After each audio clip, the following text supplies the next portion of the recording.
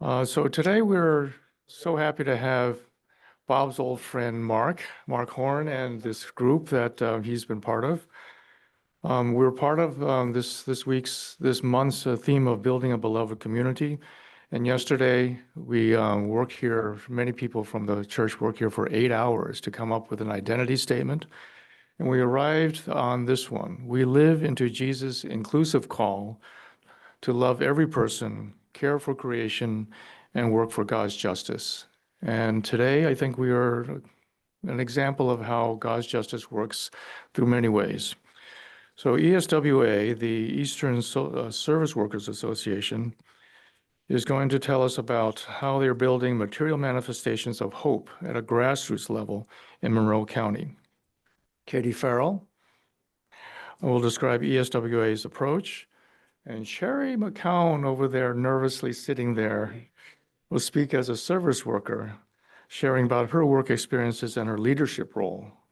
Not only a worker, but a leader in ESWA. And so as you saw from the announcements, it's a labor organization of a new type, Mark's words, for the unrecognized workers in this community, the essential ones, the ones who are hurt by COVID, but are always struggling to get by, the temp workers, low-wage service workers. And they're a 100% volunteer organization, ESWA. They have many pieces of paper out there for us to take home and remind ourselves how we might help them. Volunteer run top to bottom. They don't accept government money. That's a strategy that they've used.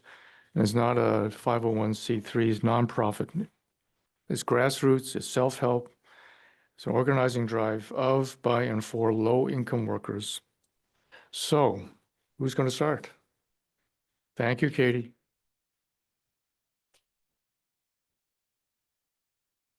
Okay, horrible that I know my face is right behind me. Hi, good morning. My name's Katie Farrell. I am the Junior Administrative Assistant at ESWA. I've been volunteering, it'll be 3 years in June. Just a little bit about me. I am a sign language interpreter for my day job. I do that. I went to RIT for 4 years. That's what brought me here to Rochester. I'm originally from just outside Columbus, Ohio.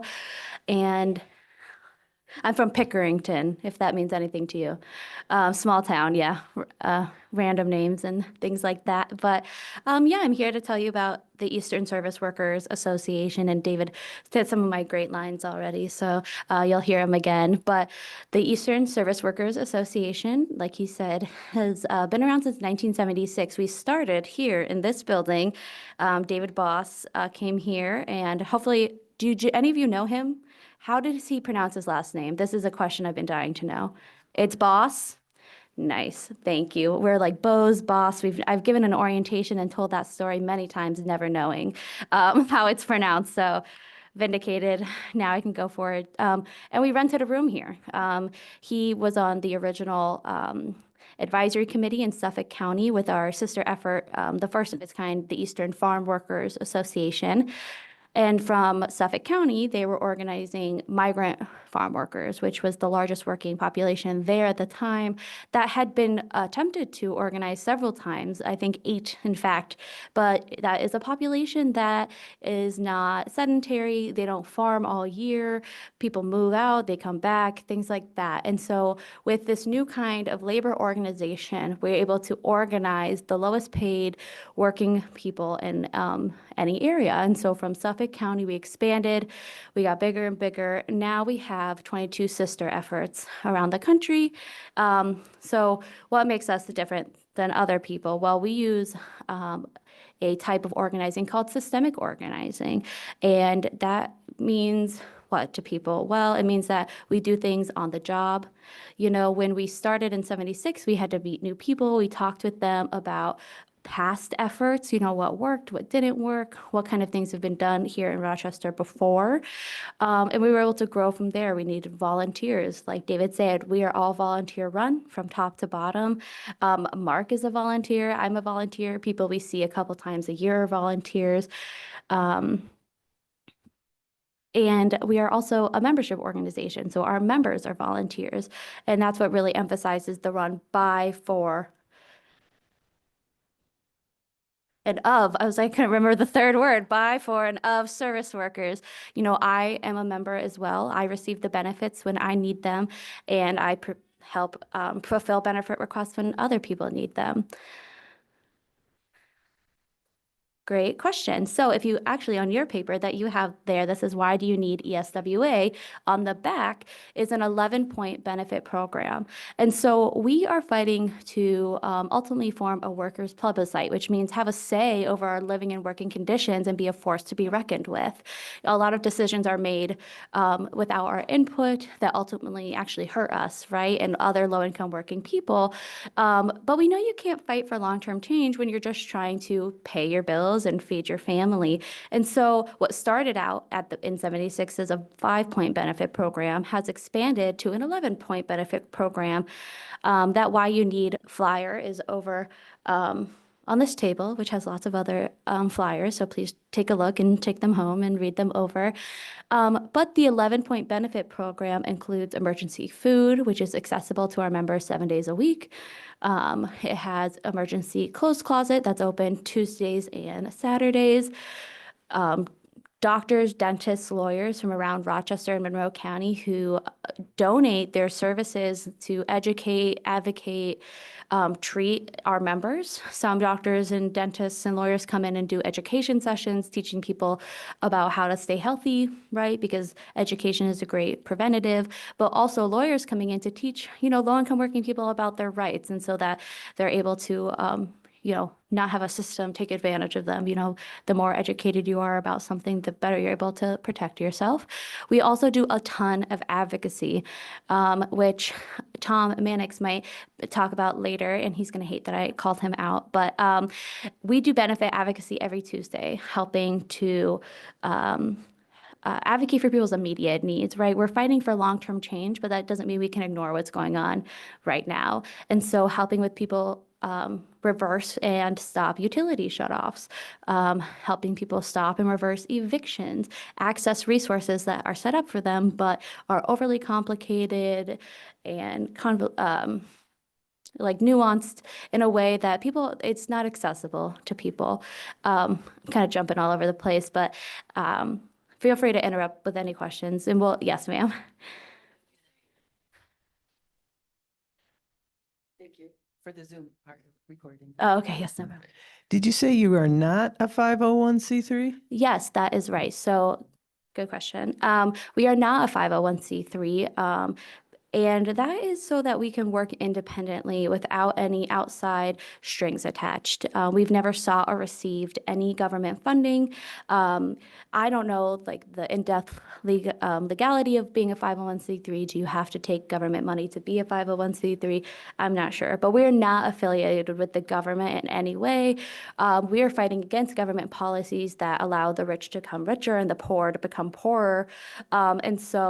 And we don't take any money with any outside strings attached. We have like a funny story where it's like, even if an eccentric billionaire showed up and said, I would like to give you all the money in the world, but you can't do this, that, and the third for working people, we'd say, thank you, but no, thank you.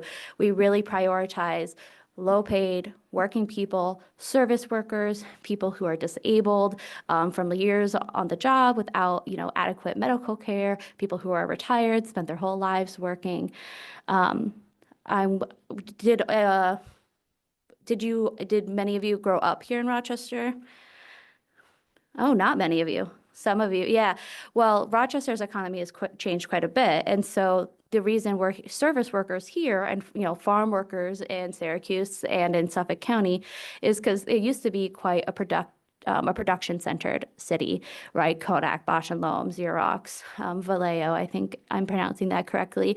But in the last 40 years, 60 years have closed their doors and moved to developing nations where the labor laws are lighter and they don't have to pay benefits and pensions, because working people here in Rochester during this, industrial era, we're doing okay, the burgeoning middle class. But then all of these major manufacturing companies left, which left service work.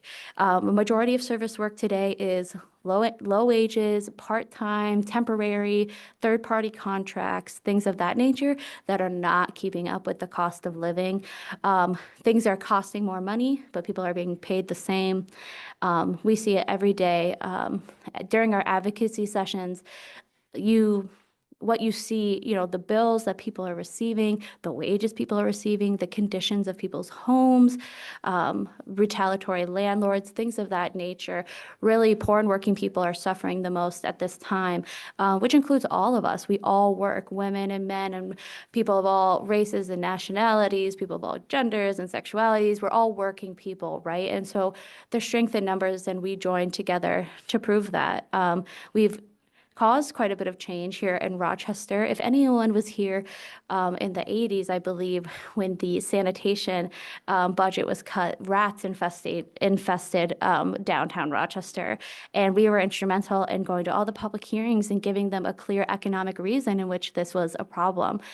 More recently, we have helped to block over $1.6 billion in RG&E rate hikes since Iberdrola, a Spanish multinational corporation, took it over in 2007. So these are the kinds of things we're fighting for, keeping money in low-income service workers' pockets because they have other bills they need to pay for. These Rochester winters are bitter, and to imagine being without heat or electricity during the summertime, working outdoors without access to water and healthy, safe conditions.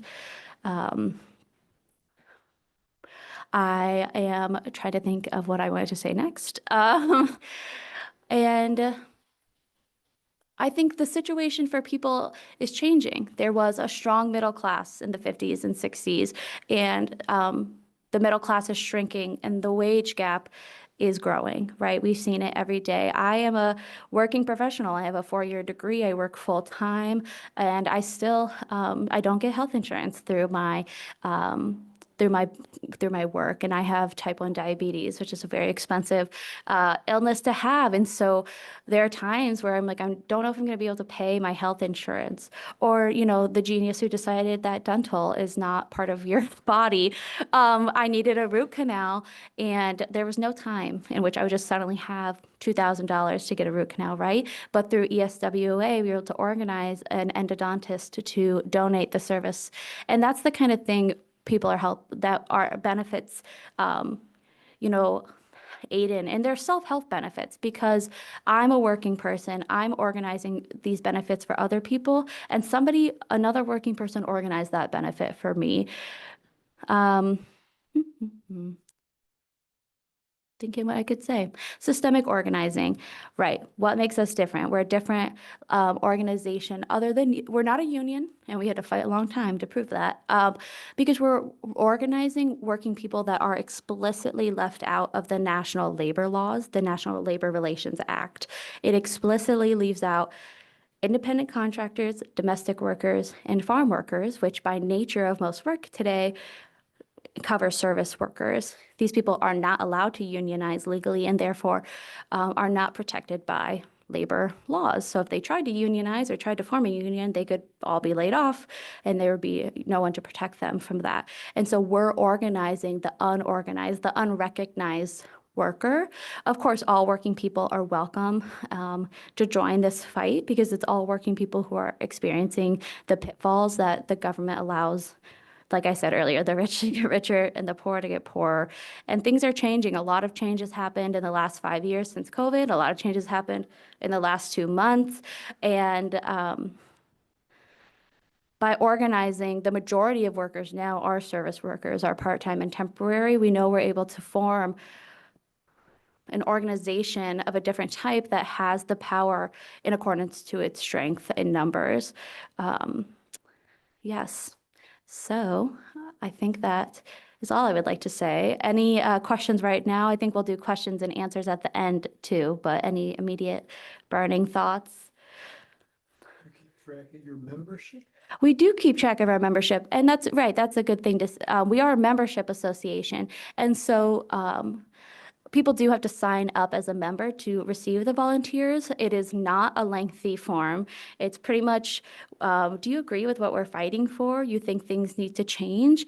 Okay, wonderful. You know, we're going to fight together. We can advocate on your behalf. You're going to advocate on other people's behalfs.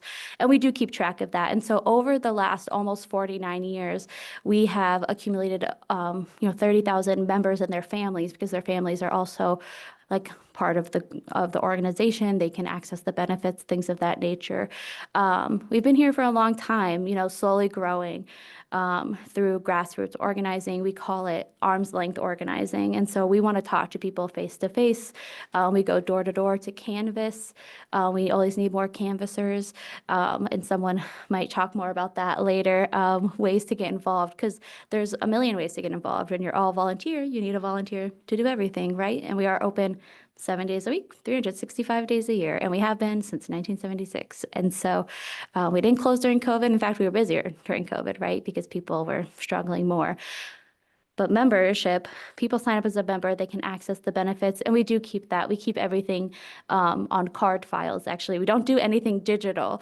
We don't keep any records digitally for privacy reasons, for safety reasons, for accessibility reasons. It's easier to teach someone to use a typewriter than Microsoft Word. And so, yes, we do keep track of our membership. We have everyone's name and phone number and address, like on a little index card. Was a Rochester resident? Yeah, it is. It's Monroe County.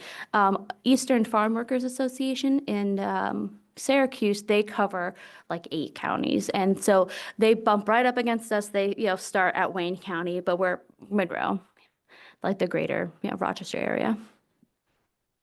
Yes. Okay. The sources of support, what are your sources of support? Can you give us an idea of where most of your money comes from, or a pie chart of, Yeah. 40% comes from Yeah. here and whatever? I don't know the percentages of like where money comes from. However, like they said earlier, we don't take any money from the government. We're not a 501c3. So how do we, stay open 365 days a year? We're not a corporation. We're a private, unincorporated membership association. Is that right? Those are private. Yes, okay, private unincorporated membership association. Thank you. And so we get our donations from individuals. We get them from small businesses, from professionals like the lawyers, doctors, and dentists who know us through their participation, from other faith groups who donate to us, through community groups like the Lions Clubs, the Walworth Lions Club, the Get support from unions. yeah, Mark, do you know, I don't know any specific unions. Are you aware of any specific unions? Oh, okay. Hi. Well, several of the trade unions were involved in helping us construct our building on Bay Street and First Street. So the Electrical Workers Local 86, we had the Roofers Union involved, and several others, the Glaziers Union. Do you have to pay for utilities and office Yeah, and that's what, activities and that sort of thing? Yeah, we do have a copy with us of we call it our sponsors guide, which includes a whole listing of businesses, lawyers, doctors, churches that provide support. But as Katie's describing it, it's a grassroots, community-based association. So it's, members contribute voluntary dues of 62 cents a month if they can. It comes out to $7.44 a year. It was based on what farm workers in Suffolk County were making back in 1972, grading potatoes, because they had a practice there called downtime. You'd be on the job. It's called what we call nowadays wage theft. You'd be on the job, Right. you weren't paid. Anyway, and then it's, a number of individuals, some who are monthly contributors. If anybody wants to help on that level, please see me after the presentation. There are churches that provide support through their outreach committees, so forth and so on. We're generally speaking not a grant-based organization. It really, we have a calendar that comes out every year that's suggested donation of $20, and we get out calendars. We do tamales for Super Bowl Sunday weekend, which Yes. is about $3,000 this year, and people They order did. delicious, authentic tamales, which a whole group of volunteers helped to make Yes. for a 4-day period or something like that. quite laborious. practice. But yeah, we do kind of do it all from baked good tables to, Car you know, wash. We've done car washes car before. washes, Yeah. exactly. There's a volunteer, a member who makes sure, we're not totally consistent on this, but so people could pitch in. A letter goes in the mail to people we meet out in the community, 10 letters a day, and they get a call back 3 days Yeah. later, hopefully. Yes. Anyway, Mhm. so it's really grassroots kind of approach. Yeah. Yep. It's like, yeah, I feel like it's mostly small donations at a time that really build up. Yes, ma'am. Am I recalling that maybe several years ago, you put solar panels on your building? We did. We have solar panels on both our buildings. So when we started here, then we moved to Portland Avenue. We rented a place. Then we moved to 244 Bay Street. Then, as Mark said, we built our own building next door at 234 and then renovated 244. So quite the history of locations, but all to say, yes, there are solar panels on both of our buildings. And actually, Caroline later is going to talk more about the SDGs, Sustainable Development Goals. Environmentalism, climate change is something very important to us and is a priority because we know that those kind of things hit low income people, poor and working people first and worse. And so we recycle like crazy. We used to compost like crazy. We got to get back into that. But we have solar panels on our buildings. The cars that the volunteers use are hybrid. So we do the most we can to be as green as we can. I could go on and on about how low-income areas are on average 22 degrees hotter in the summer than suburban areas, how people who are on government insurance have higher rates of asthma because there's more mold in the homes. There's higher rates of precipitation now, which accounts to more mold in the homes, and people can't afford to weatherize their homes or fix leaky roofs, and it causes a lot of health problems, which comes from climate change. So don't get me started. Yeah, I could talk, but that's something that's really important to us. So yeah, you're right. We did put solar panels on both of our Yeah. buildings. And I do believe we helped, we provided some amount of money. I'm sure it wasn't, maybe it covered one solar panel. Yeah, yeah, but that's exactly how it is. Like I said, it's donations that build up. Like Mark said, we're not like getting $50,000 grants. We're talking to people who hear what we have to say and think what we're fighting for is worth donating to. And yeah, like I said, we have to pay for our taxes because we're not tax exempt. We pay for the phone, the lights. That's how you run an organization with people and money, right? And so, yeah, thank you for these questions. I'm going to hand it over to Cherry, make sure we have enough time. Cherry McCowan, she's been volunteering and a member for 5 years. She's going to talk about herself and her working conditions. She is nervous, you can see, but she is very charismatic, very friendly, and very talkative. So I don't know why she's nervous because she's going to do wonderful and tell you about, yeah, some of the conditions working people are facing here. And maybe I'll be back later. Thank you so much.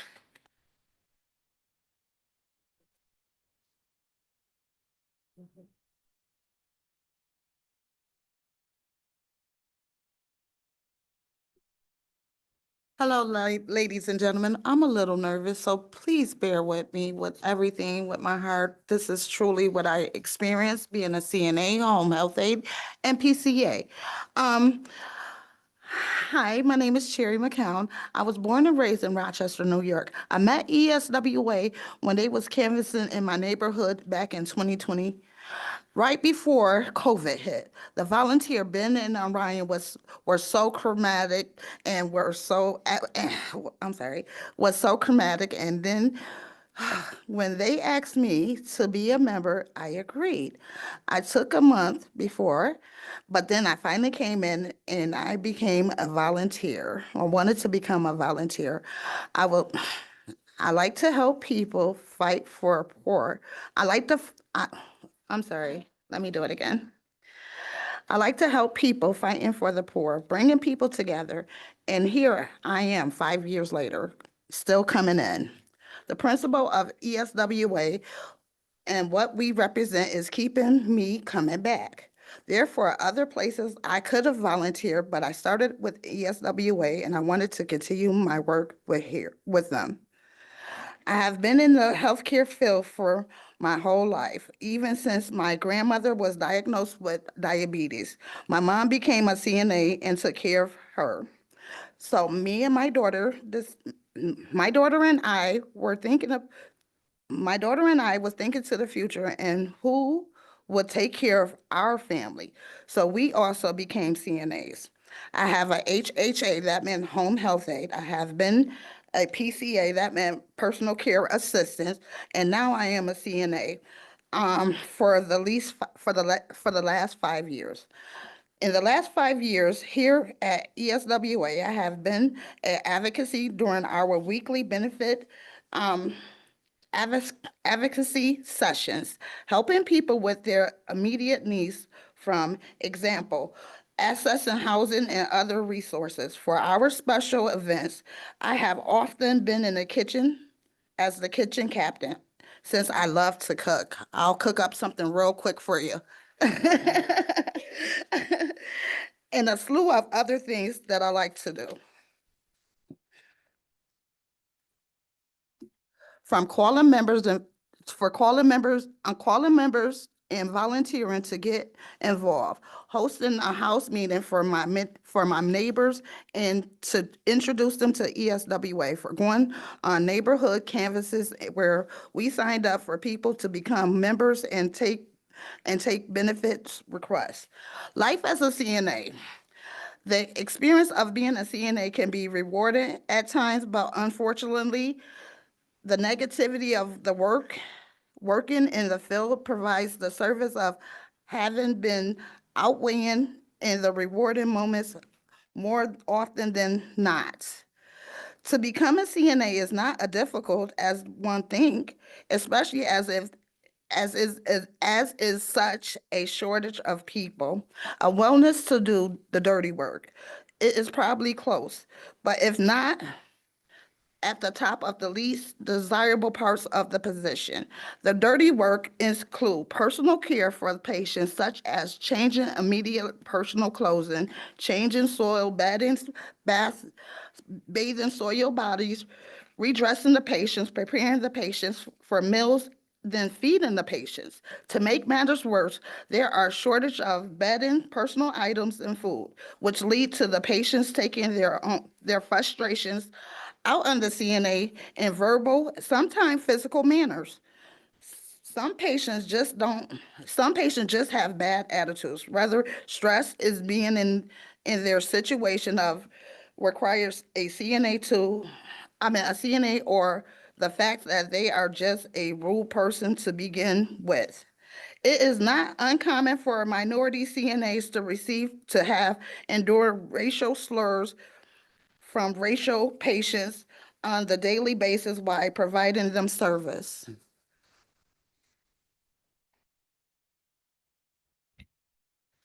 Safety of the CNA is serious issues as well, from the lack of shortage of the PPE, personal protection equipment, to the concerning dynamics of the domestic situations in the home that must be worked on. Can be extremely risky for a CNA, at least. When at the end of the work week, after going through all of the dirty work, harassment, lack of respect, other stressful situations that you have to endure that is not paid the full amount owing to your full-time numbers of hours working that week. This is the ultimate reason that the job of CNA is not highly describable position to work in. Number one, working 40 hours and not getting paid the full time. Number two, patients who are disruptive and rude have bad attitudes, being in a minority, racial slurs and part of a daily life. Number three, there are not enough supplies, bedding, personal items, or food, and patients take out their frustrations on us. But we still love them and we still take good care of them. Just in case y'all don't know, we do.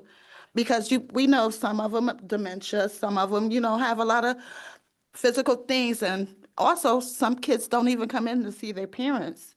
So that's frustrating to elderly people that goes through those type of things, So I want to be the one that come in, give them a hug, I want them to talk to me, tell me about their life, their past life, what they did, and all the experience that they experienced when they was younger. So let me finish it up. I'm sorry, I just went off track a little bit. Okay, number 3, never have enough PPE to provide to be safe with all of the patients. There is also a higher risk of us catching diseases even with the PPE. There are, number 6, there are never enough staffing to cover the patient's load. So the ones that's left must work extra shifts and get called in or on our days off, called in.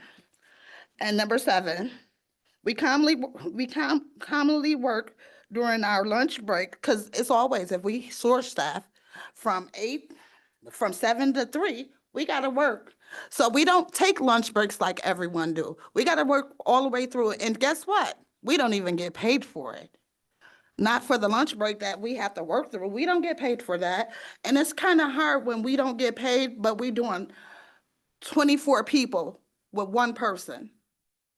Or you might have a nurse assigned to you to help you with 24 people. Or like in a big hospital like MCH, you might have 48 people and 1 aide and 1 nurse. So it's a lot of shortage out there that, that we have to do. And like I said, the family members don't come in sometimes. They don't come to visit their parents, check on them and see what's going on with them. Number 8, often patients are not changed regularly. This creates an issue with the new staff that comes in. Because, if it's one person and we got 24 people, how could we change them? How could we change them? How do we have enough people? Because if the nurse got to pass meds, and then we got 6 people that have to be fed, hand-fed, it's impossible, So then when the other staff came in, they're upset about it because they feel like we're not doing our job, but it's not enough CNAs out there to help us do our jobs. And number 9, preparing food, getting them dressed, personal care includes intimate change in physical therapy and companionship. And I'm done. Any questions? I'm so sorry. Thank you for being patient with me. I appreciate you guys. Well, stay up there. We like, don't go away yet. Yes, sir. Thank you very much for that talk. It Thank was you. Interesting. A couple of quick questions. First of all, tell folks what the term CNA stands for. Certified a nursing assistant. Okay, We get paid really low, so, I don't doubt that.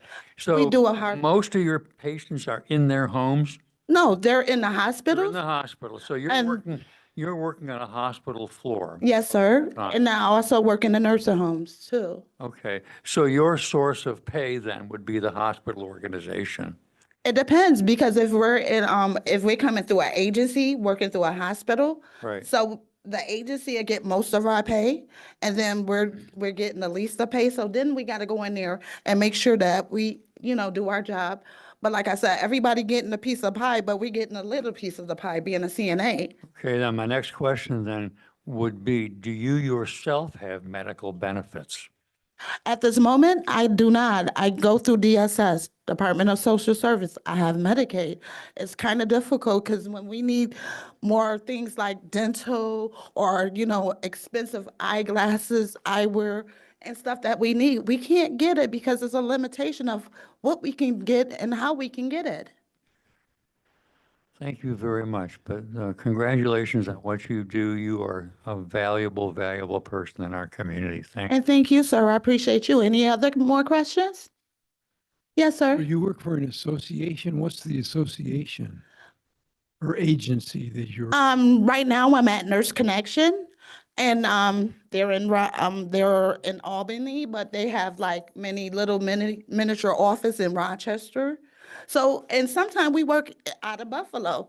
So if we live in Rochester, but our agency is in Buffalo, so it's, They contract with Monroe Community Hospital. yes, sir, And all then over. They are paid, the agency is paid, and you're paid by the agency. Yes, sir. Like for us to be a contract CNA, the agency can get $3,000, but guess how much we'll get? 8, 9, 10, $12 an hour. Did you get training through the agency or did you go to? No, I got school? training at MCC, Monroe Community Hospital. Did you have to pay for that or was that free? Luckily, no. Mr. Allen was a beautiful instructor and Miss Mercy, so they made sure that we came in for free. I came in for free, but my daughter was going through MCH and they paid her weekly, but I wasn't getting paid to do CNA in the classes, so I was winging it until I got my certificate. Does the agency also do individual homes like mob? They can, Mine but is I can also do personal care myself. I can come into somebody's house and also do my CNA personal because, you know, sometimes having family members in, you know, nursing homes or a hospital is a great thing.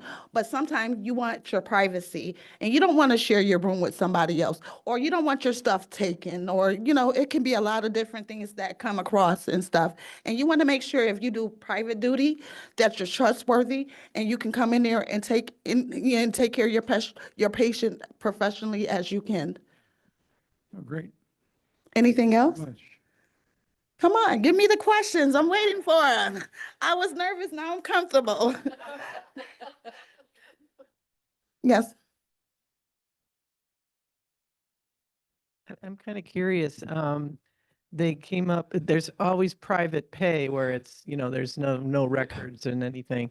But there's also this new Medicaid program where they're paying family caregivers. Is that like competition for you that? Yes, it is, because, you know, it's taking money out of our pockets. Like I said, if we work 40 hours and plus, imagine you doing 80 hours and you're only getting paid for 50. Did you ever imagine that? How could that be? You know, they're cheating us because we're lower level of a nurse. And that's not fair because, like I said, it's very risky. Because imagine you got PPE that's not properly, and somebody got HIV or anything, and then you got a rip in your glove, but you can't automatically change it right then and there. And then you cut yourself dealing with them. You're at risk. And then not only that, say for instance, these new viruses coming out that's, you know, airborne and stuff. Imagine that. Because this just happened Friday. My cousin just left because she's a CNA too. And she went home and she didn't know that she had this new disease. Now she's in ICU and she's fighting for her life right now. And this was just Friday. So imagine that, the things that we got to go through. And then we got to bring it home to our family. So when I got COVID 3 or 4 times, we didn't even know, me and my daughter didn't even know that we have COVID because we work together all the time. Guess how we found out? Through my granddaughter. She almost died, so it was concerning, you know. So never discriminate on the things that people do for you. I know it might not mean much to other that's higher up, but it means a lot to me to take care of somebody's grandmother properly, to make sure that they feel loved and honored and stuff, because you never know. You really never know. And like I said, it's a lot of health and diseases that we can take home to our children. Any other questions? Sherry, thank you. This is not really related to the ESWA, but I mean, there are many people like you out there Yes. who do this because they want to and also because they have to. Your strength and support comes from each other or the group or your family, or you're just on your own? I am on my own. Besides, you know, my mom, my dad, my kids, and my granddaughter. That's That's it. not so on your own. But they're not in Rochester at this moment. They all are out of town. So it's hard. And ESWA is my family. I love them. I've been there for 5 years, and I wouldn't trade them in the world for another volunteer. Because you know, I worked hard. They work hard. And all we want to do is heal the world and bring everybody from rich, middle class to poor together as one. Because, you know, if nobody loves us, God loves us. Any other questions? Yes. Mhm. Go ahead, David. Go ahead. No. I was just going to ask, if you're working all those hours, how do you make time to volunteer? How? You're amazing. Really, I really don't, because right now I'm working part-time. Because imagine this, my daughter's a CNA, and she's going back for her RN. So now it's in the middle of time. I got to get off at 10 o'clock because she got to be to work at 11. So wherever we work together, guess what? She got to come get mom because mom don't have a car. She got to drop me and the baby off so that she can go back to where I work at to work overnights. If I do evenings, she do overnights. If I do mornings, she'll do evenings. So that we can't even afford a babysitter. So imagine that. I'm trying to make sure that my daughter be the best that she can, and my granddaughter can be the best that she can. So it's kind of hard. And my parents, they live in Mississippi. They're getting older, so now they're calling me like, "You ready? It's your time to come down here," because now I got to get prepared to take care of them in the next year or so. So it's really hard. And please, please, we love to do our job, and I love people, and I hope people love me. So to be the best, you got to do the best. And I really appreciate you guys just for listening to my story and telling you what I had to go through. And it's tough, and I'm struggling, and I be on the bus most of the time. Any other questions? Thank you. Thank you.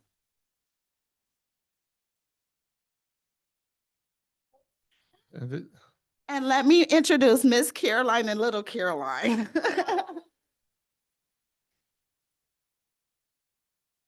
Hey, good morning, everyone. My name is Caroline.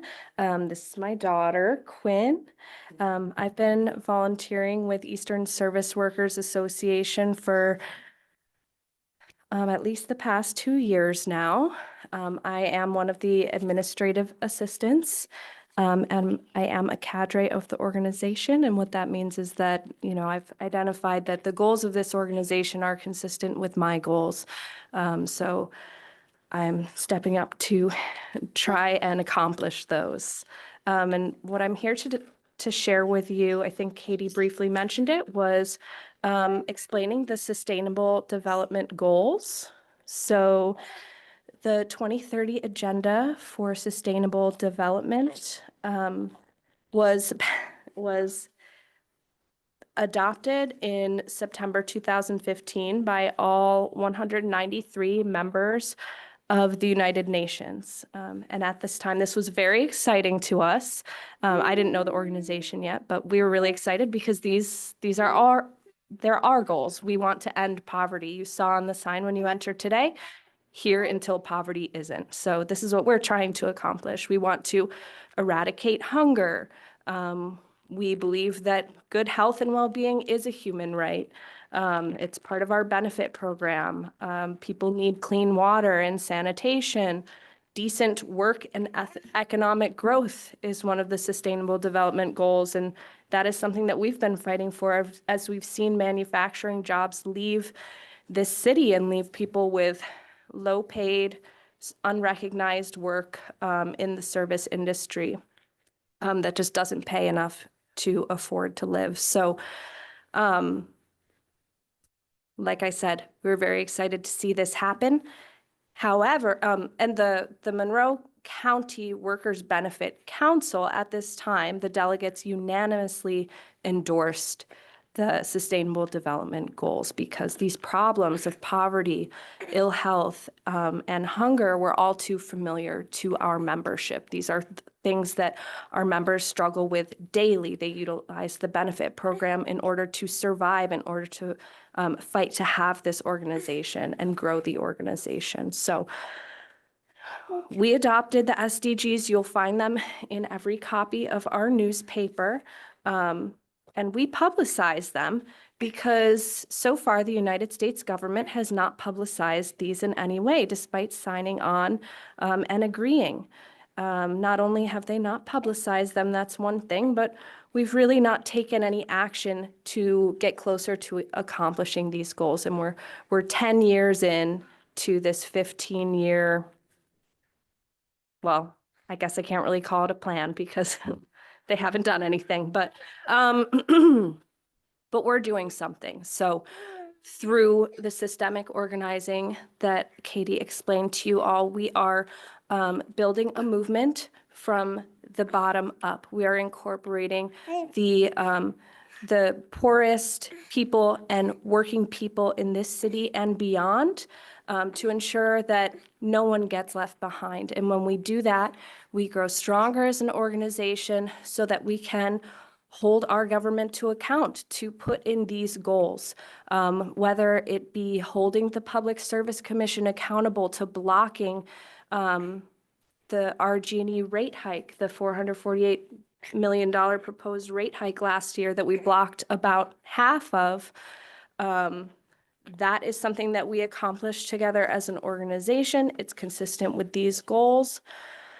So that's what we're doing. And if we work through systemic organizing and grow stronger and stronger, we're going to be able to accomplish this. So if you agree with these, we have some more posters and more information. Like I said, this is in our newspaper. If you agree that we need to get rid of poverty, if you agree that, in one of the wealthiest countries that has the capability to feed everyone, that no one should go hungry, that everyone is entitled to clean water and sanitation, then I urge you to sign up today to volunteer with us. We can only grow stronger with volunteers because we are 100% volunteer run and non-government funded. There is really a way to get involved no matter your availability. I, in addition to being a volunteer, am a new mother, and I also work as a nurse. So if I can do it, you can do it. And that's about it. So we'll be, Mark, are you speaking next? Thank you so much.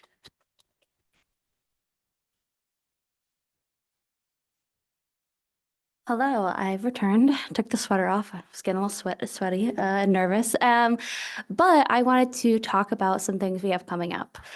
So regularly, every week, we do our benefit advocacy sessions. If Tom wants to quickly, if someone could hand Tom a microphone, Tom can talk about that real quick. Every Tuesday, from like 10 to 2, people can sign up to get advocacy.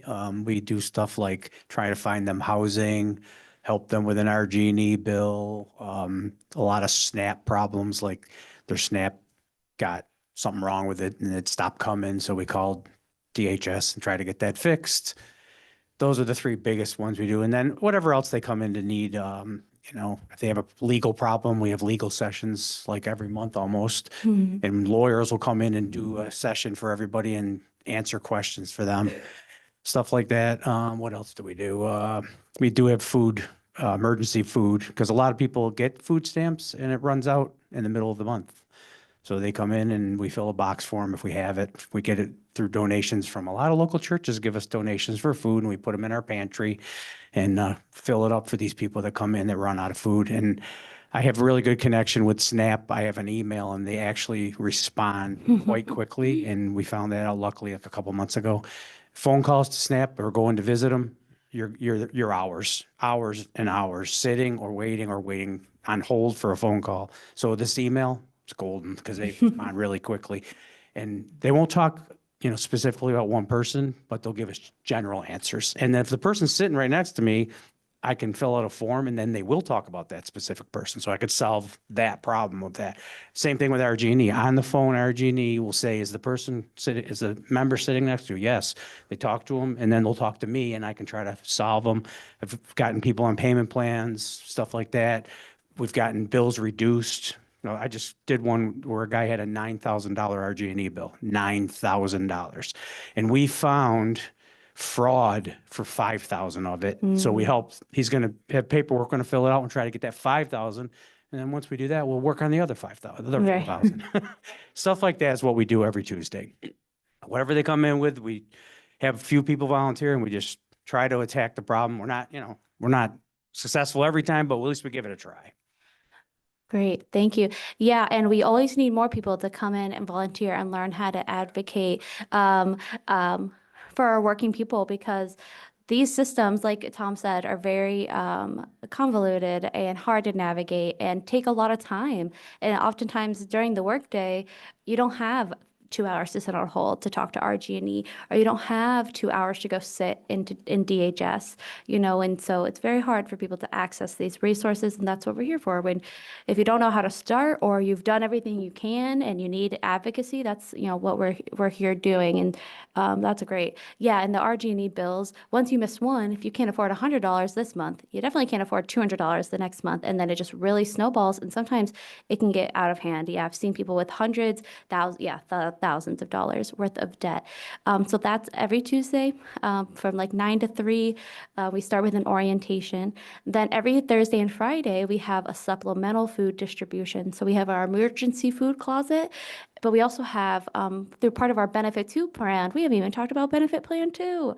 Benefit Plan 2, after these 11 benefits that I talked about earlier, there were still some chronic budget gaps that working people were seeing during the holidays, during back to school, chronically being under budget for food. And so we set up a Benefit Plan 2 program, which is all of those benefits, of course, but then out extra benefits. We do a back to school distribution every year.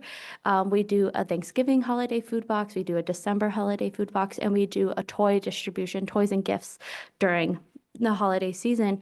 And so it helps close those like heavy budget deficits during those seasons. If you have more, I'm sure several of you have children, and if you have more than one kid in school at the same time, the supplies are quite expensive. But that also includes a weekly supplemental food distribution from, we have Wegmans donates to us, Tops, some Price Rights, Harrima's up in Arundecoit, have all been longtime supporters of ours, and they donate fresh fruits and vegetables, bread, desserts, cheese, things like that. And so the emergency food is non-perishable, and this is like a weekly supplemental that helps, people save people thousands of dollars worth of food every year. We do that every Thursday and Friday from about 9 to 12. We receive the donations, we have drivers who pick them up, and then people put them in the boxes depending on the size of the family. Every Saturday, we do neighborhood canvases. Right now, we're canvassing the Beechwood neighborhood, pretty close to our office, and we have members that live in that area already. And so we're canvassing it to meet new working people, sign them up as members, so that we can band together to be stronger, but also so we can take benefit requests, because they might be struggling. It's a little corny to say, but a knock on a door can save a life. You never know what people are going through, and maybe they just needed someone to be in their corner, kind of thing. A special event that's coming up is our spring brunch. We do an annual spring brunch to kick off our spring expansion campaign. Right now, we're in our winter survival campaign, making sure that low-income working people have their basic needs met to survive the bitter Rochester winters, have their heat on, have enough food on the table, warm winter clothing from our clothing closet. But soon we'll be moving to our spring expansion campaign. So we kick that off with a holiday, like a spring brunch and egg hunt for kids. And that is going to be on April 5th from 11 to 2. We always need volunteers to help set up, to tear down, to serve food, things like that. After that will be our anniversary dinner. We'll be celebrating 49 years. These are great events to have like groups come in, not to bias you, but a group could come in and, help us set up, help serve food, talk to people, learn more about what we're doing. We have music at our anniversary dinners and dancing. I do not dance. Other people are dancing. So we've always got things going on every week, but we also have these special events throughout the year. Like I said, the next one's April 5th. We'd love for you to come, have some delicious food that's donated by local restaurants this year. I think mostly out in Chi-Li, because we have one volunteer who's working on procurement for everything. We also will be releasing our next newspaper soon, so we'll need people to help with a mail out. That is like a less laborious, but it's a more sit and do things instead of like up and about running around. That's going to be coming up soon. And we send our newspaper out to hundreds of people. It's not a newspaper you sit down in like at the front of a coffee shop and it just sits there. We're getting it out. We want people to read about what's going on in the community, what's going on with the working people. It also has sponsors donate money, and then we put their it's not advertised, it just shows, hey, they support us. And that's what Mark was saying earlier. We also have a sponsors guide. They support us, so you can patronize them to know that they support a good cause. I think church is starting soon. We're going a little long. We have a sign-up sheet on this table if you want to call back about ways to get involved. Like I said, we need people to drive, people to do advocacy, people to help on special events, people to help on mail-outs. There's a million things to do. If you'd like to get a call back or even just be on like our mailing list, get our newspaper, our sponsors guide, so we keep you we keep you updated on what we're doing, and so you know what's going on. You can put your name, phone number, address, like a little note, anything you'd like on there. Most important is name and number, because if you don't give us our number, how will we call you? We don't email, so you can put it down, but we won't use it. And we don't have social media. So this is really, like I said, we want to talk to people face to face and also phone to phone. So thank you so much. I'm glad we asked questions throughout because I don't want to make you late for church. So thank you so much for your time. Thank you, Katie. Thank you.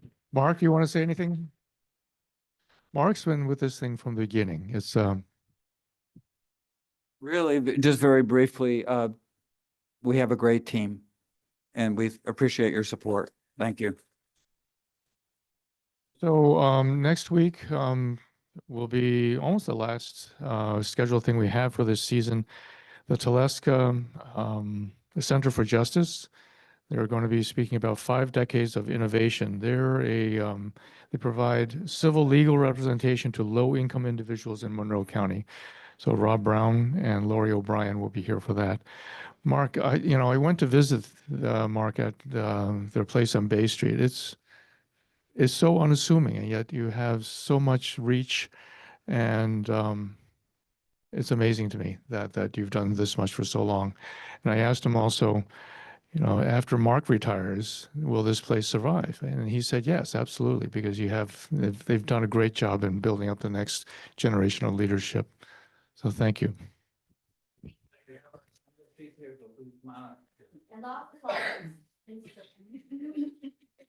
Could I just say that, is it Katie? Your presentation without notes was absolutely amazing. I cannot, I have to write my name down in order, of course, I'm a little older than you are, but what a beautiful job. Thank you so much.